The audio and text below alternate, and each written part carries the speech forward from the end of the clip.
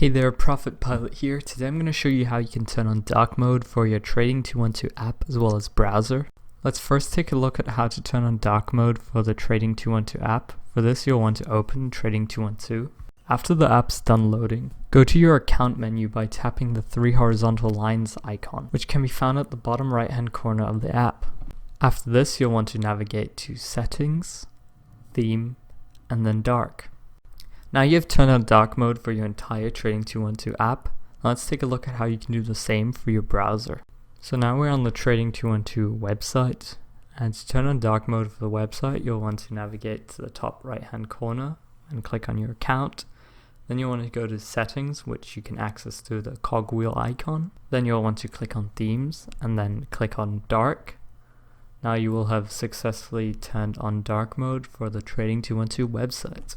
If this video helped in any way, shape or form, do consider liking it and subscribing to my channel. Do also check out my other Trading 212 tutorial videos. That's all from me. It's been a pleasure. Bye.